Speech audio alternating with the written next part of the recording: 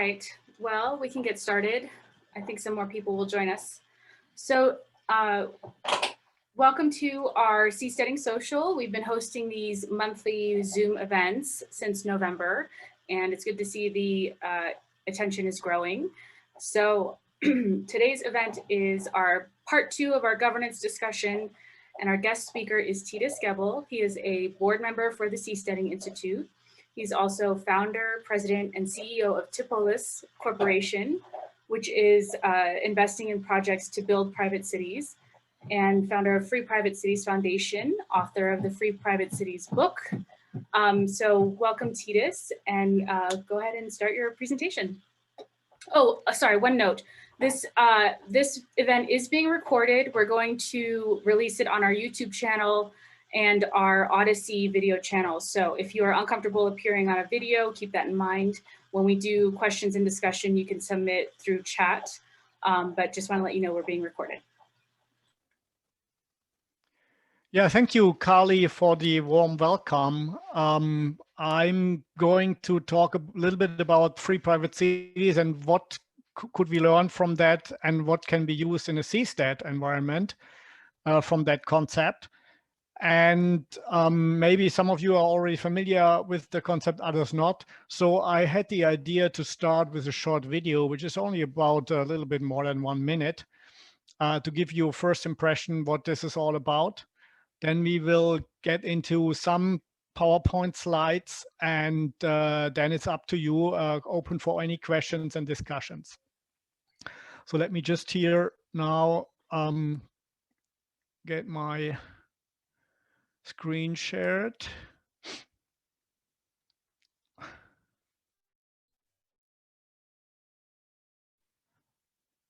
Some of you might recognize the voice of the speaker. Do you feel politics controls your life, but you don't control politics? When one side can change the rules of the game at any time, there's no way to play fair. Let's do it better. We are Free Private Cities. To us, you're not a taxpayer, you're a customer. We're negotiating with the nations of the world to select a virgin territory where we can provide excellent governance based on a contract for services. For a yearly subscription fee, Free Private Cities will protect your life, liberty, and property. Apart from that, you're free to do as you choose. With Free Private Cities, you receive clear, simple rules and guaranteed security so you can focus on what you do best. Residents of Free Private Cities will enjoy far greater freedom at much lower cost than today's average citizen. Especially the poor will gain enormously thanks to the welcoming climate for employment and entrepreneurship. Let's create civil society the way it was meant to be. Find out more at freeprivatecities.com. Yeah, that is basically already the main idea of free private cities. But let us get now a little bit some deeper into the issues and the problems that we are facing in today's world, and see why this is so different from what we have today, and what are the reasons for that, and why it could work better. So I'm starting now with the presentation. PowerPoint. So I don't know this. Can you see it? Does this work? Okay. Yeah. The subtitle is Making Governments Compete for You. The idea is that free private cities are a service, a commercial service, and in order to attract you as customer, we have to be attractive so that you are willing to come. So that's exactly basically the opposite from what we have today. And that's why I call it Making Governments Compete for You.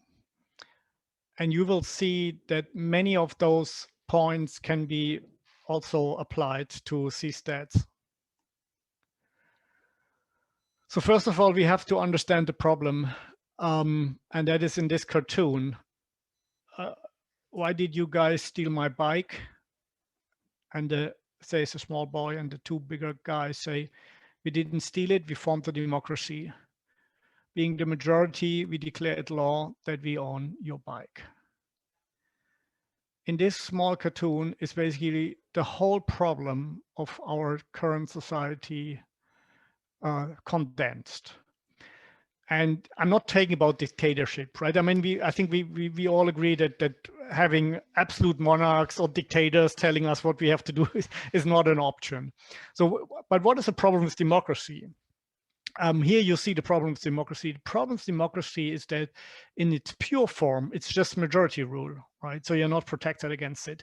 And that can mean not taking away your bike. That can mean forbidding you to speak out, forcing you to certain behaviors all over the place. I mean, you're seeing what's happening now in the world. If it's only the majority that decide, or maybe not even the majority, but the elected majority or the party who has the majority in parliament, it's the same problem. You have no rights, right? They can just take it away, and that is a problem, and it's a big problem, and we will come back to that issue.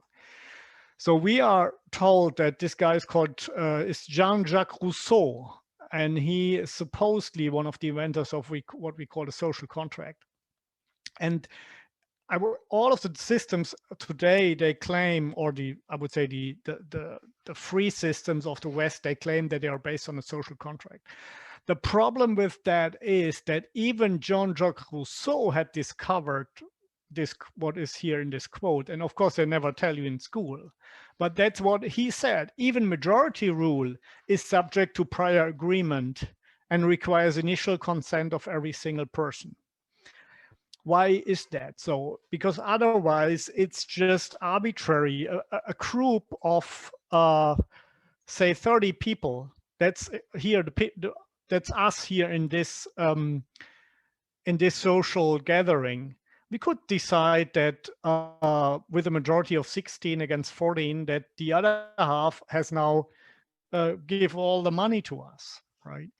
I mean, obviously that is not okay. And that's what he meant by saying, okay, you can agree to majority rule, but then you have to say, okay, I'm okay that the majority can do whatever they want with my life. And that is normally not the case. Nobody would consent to such a rule, but we cannot stop it. And that's a problem. That is not really a contract, right? If one side of the contract can change rules any day, in this case, the government, it's never us, it's always the other side. It's not really a contract. It's not what you would understand as a contract in civil law.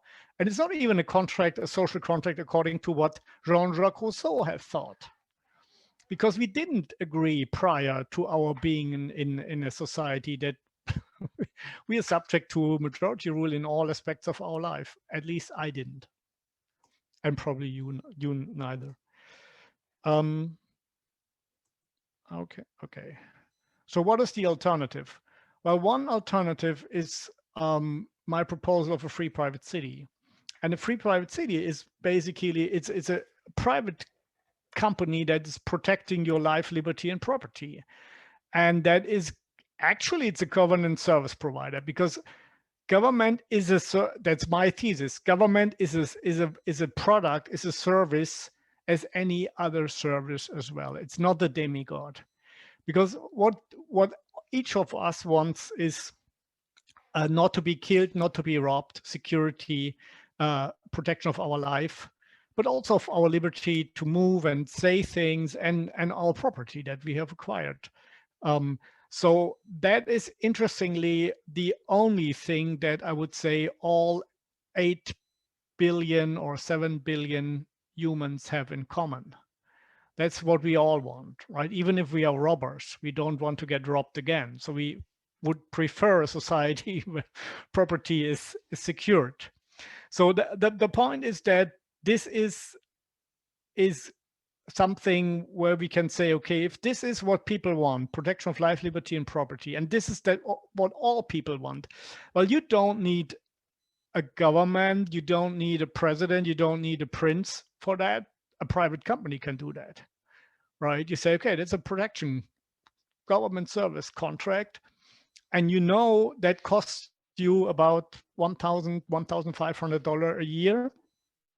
That's not more, because that's what usually it's the percentage in even in Western countries, which is really used for that core service.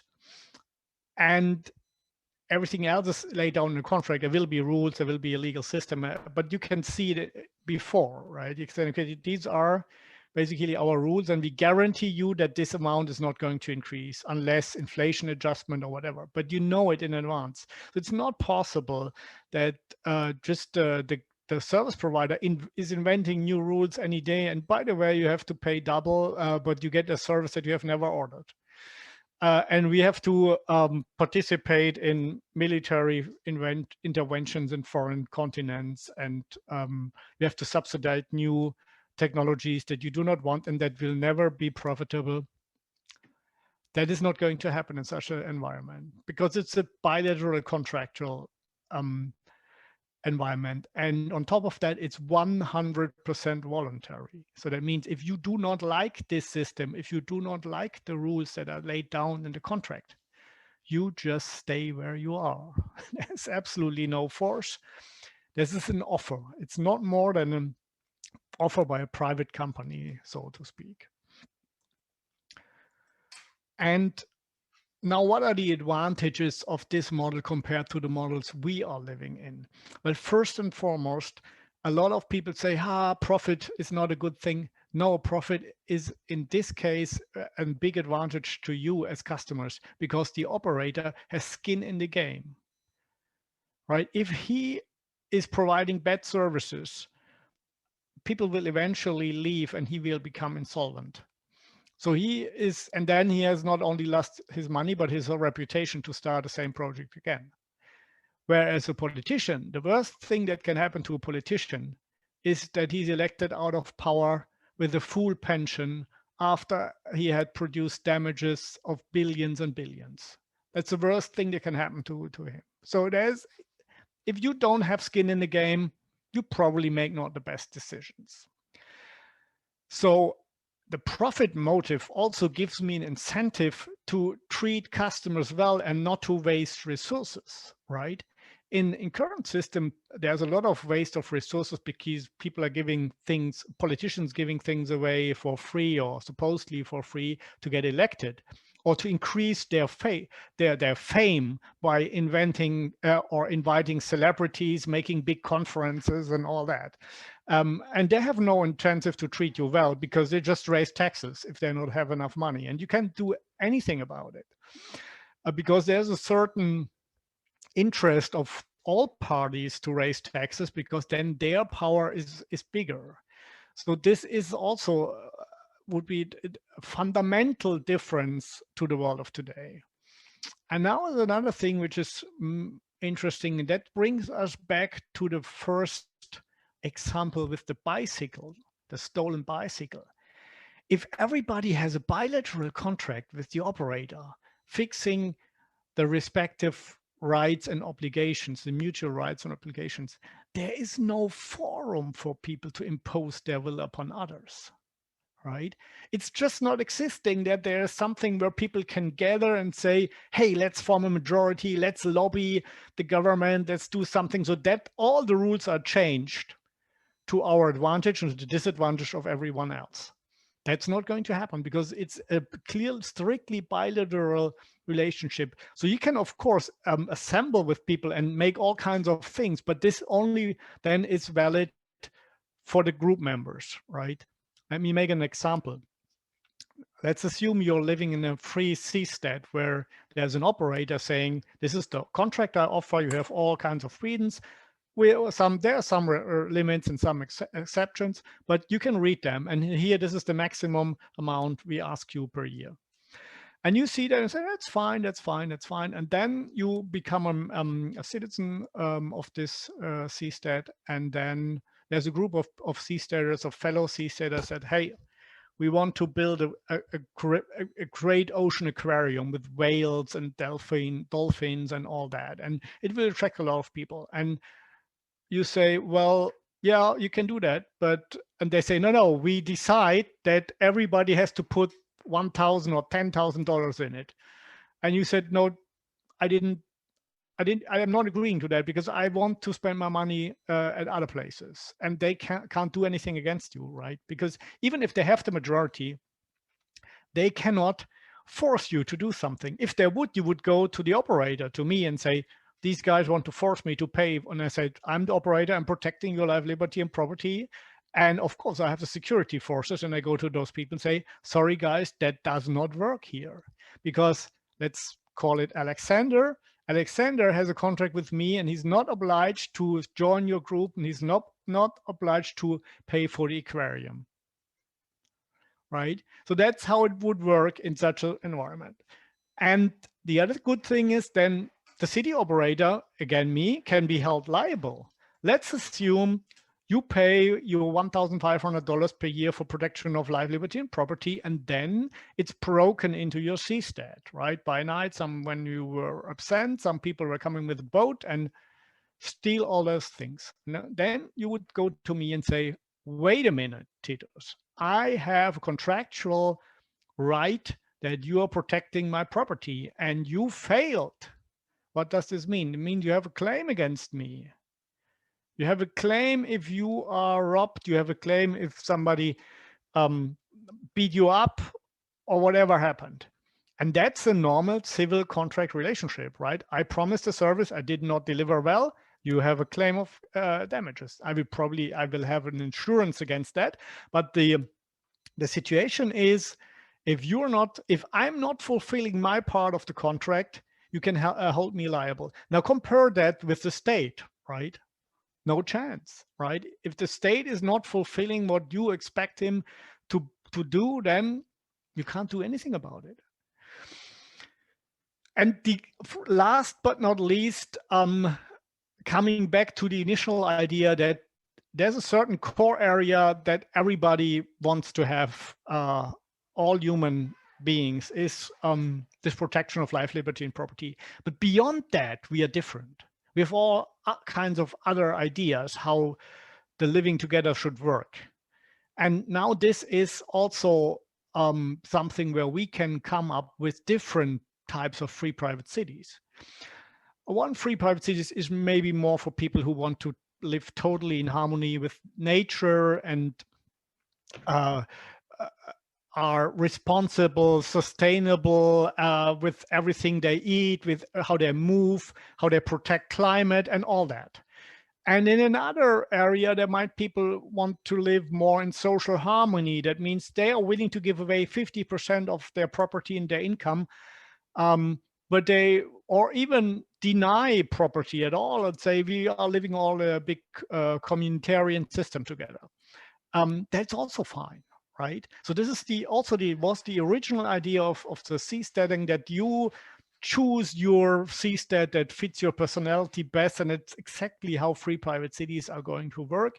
I mean, what we are offering is the model that you have seen in the video. It's really the protection is limited to the core area, and other than that, you are free to do as you choose, because we think there's a market niche and a need for that.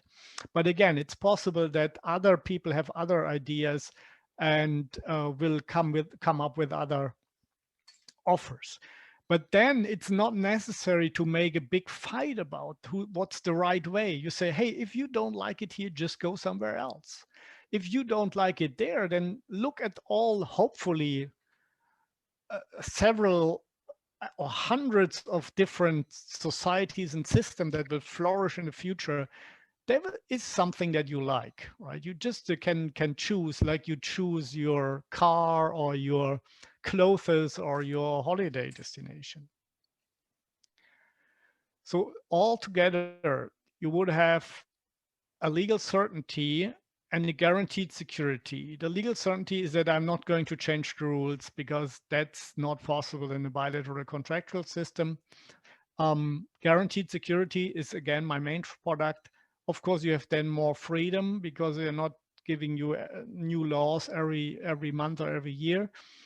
And there will be more diversity in the sense of diversity of everything, right? Because it's not forbidden.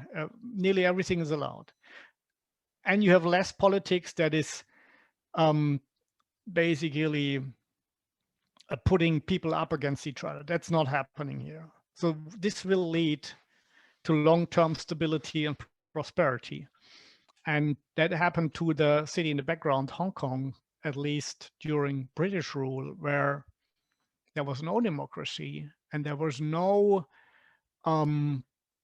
big ruler saying, I have visions how we should design the future. It was just a administration of reasonable people who said, let them do, let the people here, mostly Chinese, they know what to do. They let them just do what they think is best for them.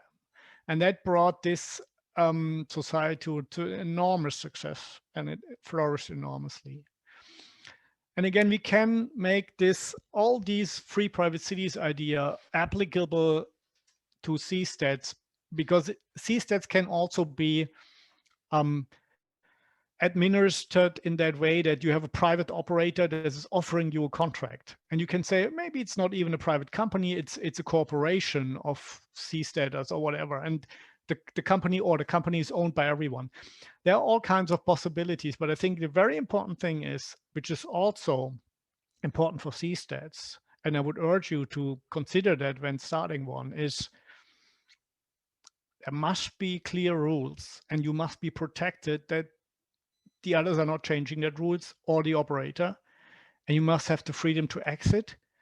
And then it's okay, right? Because then you are protected by what Joe's Quirk said in his book here is, we seasteaders believe that citizens must opt into society with informed consent to an explicit social contract, right? Not just a vague concept. No. We are creating new societies. That means we must really write down what is our rules, what are our philosophies, and then you buy in, you opt in or not. And then you must have the freedom to exit. If you don't like the product any longer, I want to go. Maybe can even decouple my seaport and tuck it to another one, which is not possible in a free private city, but this would be something in the future of seasteads that would be even more flexible, that you can just take your house with you and go to a place where you better like is. And the last thing is what Joe said is, as long as those conditions hold, the details of that contract are not our concern. Right? There will be seasteads where people do things that you do not like and you disapprove. But frankly, this is not your problem, because these people there are based on these other rules and based on informed consent. And if you don't like it, please leave those people alone. You go to the place you like better and let other people have their will. And I know it's not easy in the world of today, where people say, if you do not follow all the lockdown rules, if you do not all these measurements, the climate will explode and we will all burn in hell, right? But this is no difference to what people said when the last climate change happened 5,000 years ago, because they said, you haven't prayed enough, we haven't sacrificed enough to the gods, right? So that is what we have to say. So there are people that have different views of the world, and our world will only flourish and survive if we leave other people the will to live in a manner that they want to live and to enjoy it. And even if this is contrary to your own beliefs. This is probably the bitterest pill, the hardest pill to swallow, but that is the name of freedom. That is the requirement of freedom, is voluntariness. And if we forget that, if we forget about that, we will fail, no matter what other visions we have. And that is also the main, I think, message of the contractual system of free private city. That's what the free in free private city means: the freedom to choose, the freedom to choose your own ideologies, ideals, and systems, and not to force others, not to force your will upon others. And last but not least, you never change things by fighting the existing reality. Don't argue, don't discuss. To change something, build a new model that makes the existing model obsolete. And that is what I also have written in the book, which is also available in several languages and several versions. And if you are interested in philosophy and what is behind, this is the website of the foundation, the freeprivatecities.com. Have a look there. There's a lot of more material, more explanations, and FAQ section, everything. Yeah, thank you very much. That was it. And I'm happy to receive your questions. Thank you. I'll take the prerogative and ask the first question. So when there is a dispute between the operator and their customer, where does that contract get litigated? Yeah, good question. This will, the original model is that I'm also offering a kind of arbitration, default court system, but not for the disputes you have with me. For this reason, we will go to an outside arbitration institution, or you will always have the possibilities of the so-called ad hoc arbitration. That means if two parties have a dispute, then each party is nominating one arbiter and they agree on a chairperson. So that is always a possibility in case you are even mistrusting the outside arbitration in, say, in Singapore or Dubai, where you have established such established bodies. But I think the main message is, other than in the state, it will not be my own courts that will judge on that, on those issues. And I think this is probably the background of your question.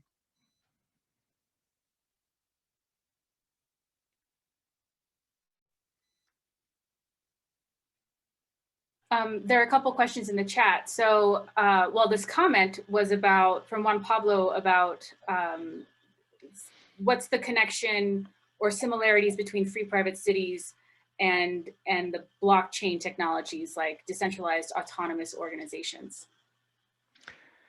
Yeah, I think there are some overlaps in a way that this is also a decentralized effort, right? And when it comes to administrative things, we are currently experimenting with blockchain models in our city administration that we have currently. We are in negotiations with the government, and you may have heard that there's some kind of free private city model in Honduras just starting. So of course, it's automatically the people who are in favor of decentralized crypto technologies, they have already learned that a parallel structure to the established structures can work. And that's why a lot of people from the crypto and Bitcoin scenes and blockchainers are very receptive to free private city ideas, right?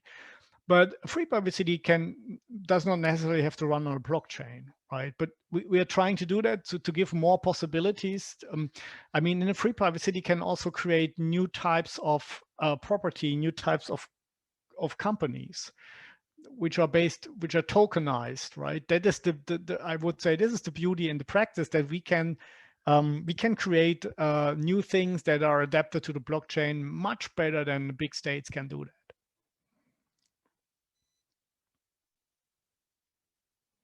Kali, can you just read some of those questions I can, but if someone wants to unmute themselves and speak up to ask a question, we can trade off between that. So I have a question. John Kosanke asked, what countries are you speaking with now? And then also to build on that, do you have any updates on the TIPOLIS city that's part of the Free Private Cities like project? Yeah. Well, TIPOLIS is basically the company, my company, that is trying to make it happen in reality. It's a for-profit company that wants to operate a free private city. Whereas the Free Private Cities Foundation is more to promote the idea. It's a non-profit thing where we have ambassadors and all those things. So there's not a special TIPOLIS city, but TIPOLIS is a company that wants to make free private cities a reality. We have been involved in the Prospera project in Honduras, and are a minority shareholder there. I have helped to set up the legal framework and structure to a large degree over 2 years. And when we have finally got all the approvals by the government, I stepped back from the operational work because my work was done. We are currently in a negotiation with another government in Africa. I cannot disclose more because this is very, very delicate political issues. And I mean, if what we are asking for is a kind of Hong Kong-like autonomy, which is means giving away a lot of power for a state. And you have, of course, to offer investments and jobs and other things for that. But it's highly political, and I would also advise everybody who is involved in that area, don't go public too early, right? We will never disclose countries before we not have fully signed all agreements, have the laws in place, etc. But it's going to happen. So I'm going to read from the chat, and then Chris has his hand up, so he'll go next after this question. There was a question about Mars, and there was some discussion. Do you see some similarity with the Free Private Cities movement and the movement of people wanting to go to Mars? Yeah, I mean, I noticed that Elon Musk once said that when we will establish new communities on Mars, we will make our own rules or something like that, right? Which is in a way comparable, right? Because a lot of people think, well, if we send somebody to Mars, of course the US rules will apply, or the Chinese or the Russian, whichever big country is behind some of those efforts. But that's a good thing that I think Elon Musk says, no, we're flying to Mars privately, and it means we make our private rules there. And of course, yeah, this is the same approach. But I think you don't have to fly to Mars. I would even say you don't have to go on the sea, because I think it's doable that we negotiate with countries that they're giving us at least a status that is a semi-autonomous status, which is enough for us to show that this model is working. And in Honduras, in the meantime, you have 2 projects, and a third is maybe coming. So there are a lot of groups are already experimenting based on this law that allows and enables that kind of experiments. So I think once this has started, other countries probably will want to copy it if they see that this is really a win-win situation for a certain region. And in so far, I don't think we have to fly to Mars, but the idea behind is very similar. Chris, go ahead and ask your question. Crowds like ours certainly appreciate the moral and practical advantages of a live, let live attitude, but certainly a lot of the rest of the world doesn't. I'm not sure it's getting better in that regard. How do you combat what I see as sort of an inevitable narrative of, hey, these free private cities, seasteads, maybe they're promoting cryptocurrencies and so interfering with our monetary markets, or on a more basic level, they're interfering with our labor markets, or they're siphoning our tax base. People are going there, that sort of thing. Yeah, I think this is, Chris, a very, very justified question. I mean, that's, I think, one of the main things if you come with a live and let live attitude, right? Because other people don't like you, and they deep inside know that the performers will leave to places where they're better treated, and that will rob them out of their income in a way. So I think there's no easy answer to that other than you have to try out what is possible, and you have to be careful as well. I mean, if you come and say, hey, all drugs are free, all kinds of weapon trading or whatever, human trafficking is not a problem, you will get a problem, right? So you have to, I mean, we are not living on Mars, right? We are living in a certain environment. But for example, if you are in certain places of the world, drugs are not such a big issue, right? If you say, hey, you can have cannabis for free, it's not punished. It's not an issue in many places on Earth. On other places, it is a big issue. Then you have places where gun ownership is not a big problem. On other places, it is. So you have to adapt a little bit to the local environment. And the other thing you can do is you look in the world, and that's what we have done in Honduras, and say, we are not doing things that not already done in at least one country in the world, right? So that is what you can say, hey, it's already there. It's not us, right? You are not invading Saudi Arabia, so why do you want to invade us? Because we are doing something that is only done in a certain country. So this is doesn't mean that we want to copy Saudi Arabia. Just giving you an example, if people are speaking out, for example, that women have not the rights to do things in Saudi Arabia, and nevertheless they make business with them. Could say, should they do that? But they shouldn't then come and complain to us and saying we have lower tax rates and now we invade you with the military. And I say, hey, here's a discrepancy, right? And that is, say, if you want to invade everybody who is not behaving like you want to do them, then please, there are many other places you should invade first before you come to us, just because we have lower taxes. So it's a kind of a, I would say, a general thing that you have to balance certain things and make a educated guess how far you can go. And that also depends on your host country, because you will be subject to a contract with your host nation, and that host nation has certain ideas about how things should work and should not work. And you have to respect that, right? And as I said in the beginning, because it's from reality, there are some places on Earth where drug possession is not a big deal, but gun possession is, and vice versa. And now you have to adapt to that, right? I mean, we have to do one step after another. And I think we can already, if we just combine best practices from many places, this is already a big advantage to the average state. So we will not get all we want in the beginning. This has to grow over time. But if we are a little bit cautious, I think we can get away with it. All right, I'm going to ask a question from the chat, and then Steve, you'll be able to ask yours. So this question is, how do you foresee the regulation of free private cities working? In the United States, for example, we have the FTC, FCC, FDA, et cetera, that regulate various markets for goods and services to curtail bad actors and prevent the abuse of monopolistic market power. Do you foresee something similar emerging for private cities on an international scale? I'm not sure if I fully understand the question, because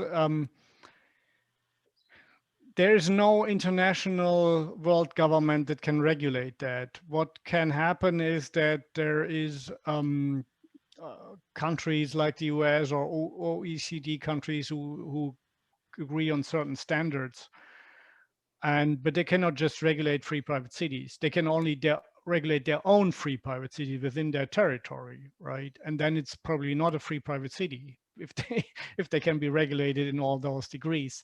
I think the more practical aspect is, if you have these know your customer, anti-money laundering regulations over the world, and there are some countries that do not stick to them.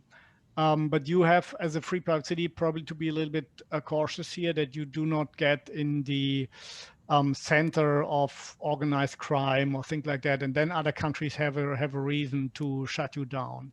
So, but the regulation that is in the US, if a free private city would adapt all those regulations, it would lose all its advantages. So I think that's definitely not going to happen. A free private city will just adapt the minimum of those regulations that it has to in order to participate in the international trade and in the international financial system. Hi, this is Alex Kleinbar. I asked the question. Maybe I can elaborate a little bit.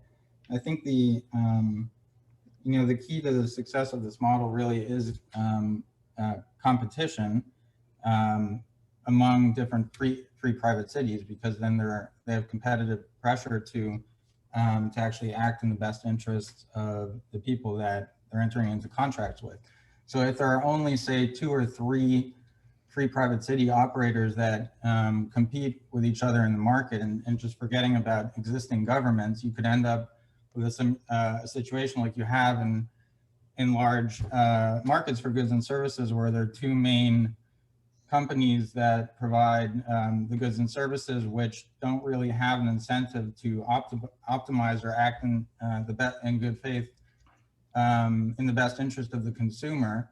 And that's why you have these regulatory bodies that make sure that they don't abuse their monopolistic market position. And I was wondering if you could, talk a little bit about how you would, regulate a free private city from, for example, not building, exorbitant exit costs into the contracts, or, overpricing, or doing things like that.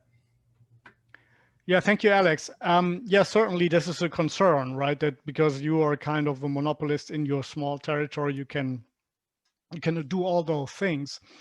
But the fact is that there's another very small territory, which you see in the picture behind me. This is the Principality of Monaco, and it's a constitutional monarchy, and the prince has a lot of power. He can even veto all laws that coming from parliament. He's establishing his government, and he can come up with own laws.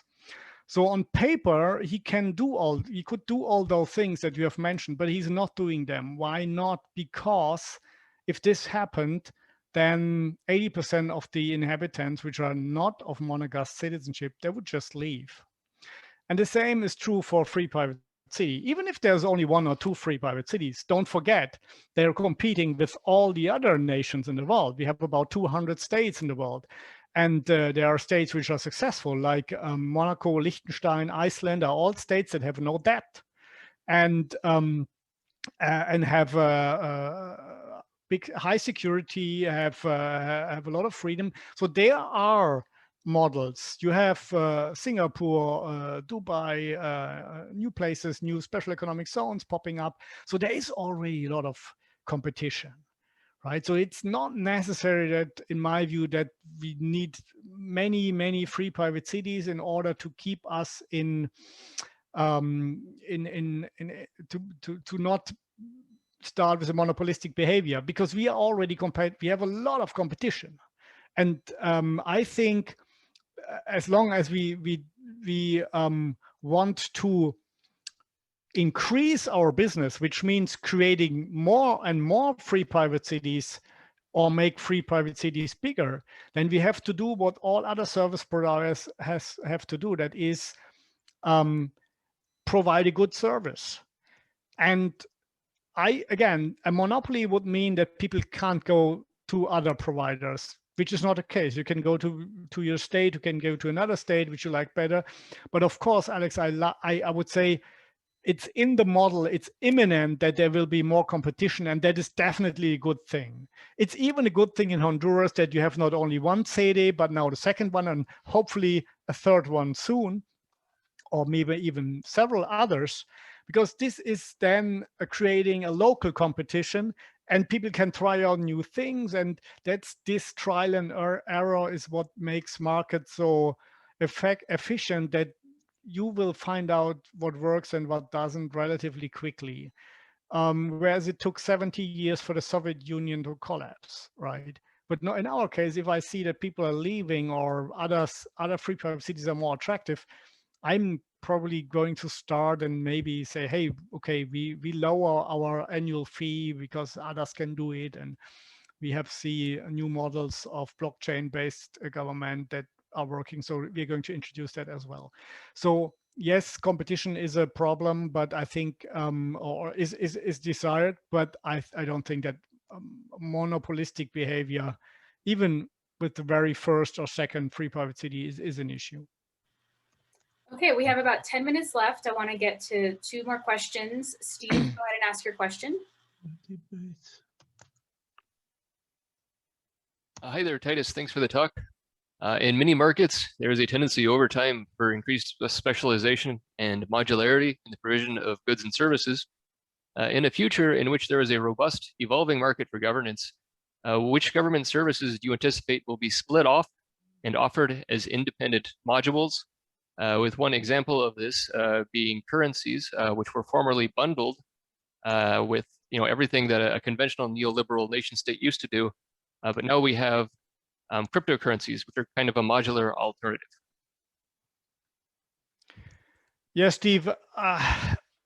I think a lot will be specialized, and that at the moment, if you start a new free private city from scratch, because otherwise you cannot guarantee this 100% voluntariness, you will probably have to do some of the services by yourself because no other party is coming in, because it's too new, too unknown. So you have to set up your own hospital, your own schools and all that. But over time, we will start with free banking. So there's no special currency, right? You can bring whatever you can. But I think the idea already now is that the moment people come up with hospital providers, education systems, we dispose of that. And I think the core which will remain is the security portion, because these libertarian anarcho-capitalist ideas that you have competing securities is something I would say that works only on paper, because transaction costs are far too high. And at the end, the guy with the biggest guns, they say, I don't care what the others say, right? So that is my, you might say that differently, but this is my market view, and that's what my product is tailored. And I think this security portion, this will remain relatively long with the city provider, but that doesn't mean that you cannot hire private securities to fulfill that job, right? But there will be a specialization, there will be the tokenization, and frankly, I don't know. There will be so many new things coming up, and we don't know, and we don't know better. We were just trying out, and we are curious and see what the others are doing, and if it's working well, we will adapt it. And I think with a system of many new governmental environments, humankind will learn much faster, and we will discover in a discovery process. We will see what's working and what isn't working, and there will be a specialization. Definitely, there will be maybe very homogeneous societies for people who have certain ideas, like religious groups, or so, how they want to live together. And maybe there are others which are totally open in that regard. So I assume we will see a big variety of different things, and some more specialized, others less, and some say we are doing this on our own, and others are outsourcing nearly everything. But I cannot predict that. It's really, this is really tough. But I think you see what is possible, and I think in the direction that you describe is correct. Thank you. Okay, so last question, Itisun Thorn, go ahead and ask your question.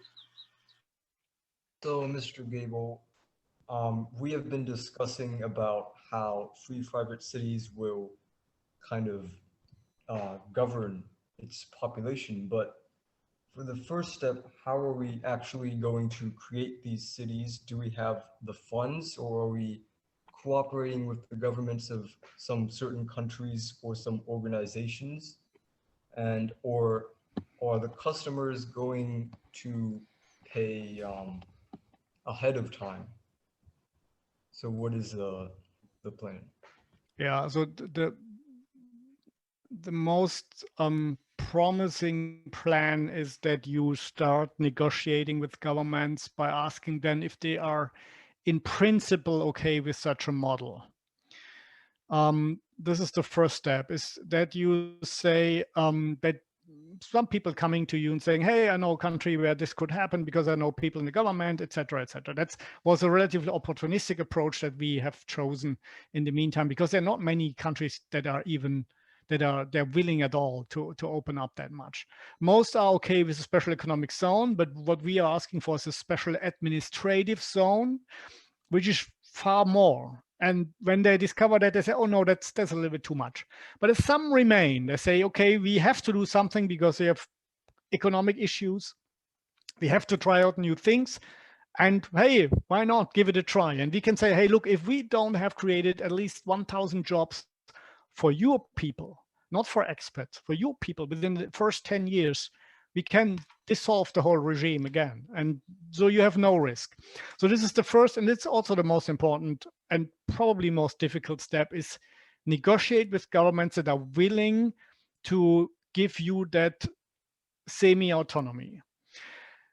And it may be, or it's probably easier if you already have set up a group of investors with big pockets, and you can come to government and say, by the way, we have 100, 300 million in the back.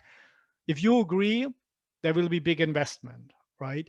But if this is not always possible, especially since this is such a new model.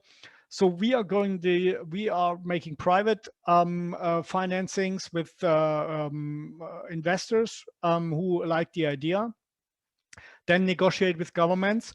Once we have the autonomy in a legally sound way by law, contract, or a combination of both with the government, then we would go out and make either an ICO or a classical IPO or private financing and say that's real estate development financiers or people from the blockchain crypto scene or libertarians or whoever likes that model or likes that region. Then we would say, okay, now we're raising a big money based on the legal autonomy we have negotiated. That is, I would say, probably the easiest way to go forward with such projects. All right, thank you very much. We'll wrap up here. There were a lot of great comments in the chat that we didn't get to, so I hope you will join our social media channels. We're on Telegram, we have a private Facebook group, we're on Reddit, so carry on the conversation in those channels. I also want to share a link to our feedback form. So let us know if you enjoyed the event, what topics you want us to address in future events. Thank you very much, Titus, for giving your presentation today. And our next, thank you. And our next event is June 5th. It is Joe Quirk's birthday, and we are hosting a special fundraiser to raise money to support the incubator participants. So people who want to go and actively work on building seasteading technology, we are providing a scholarship to folks so that they can go to Panama and work on the technology and actually build seastead. So I hope you will join us. The event is free to attend, but I hope you will also donate to our fundraiser so that we can help people who are building seasteads and actually get out on the water. All right, thank you, everyone.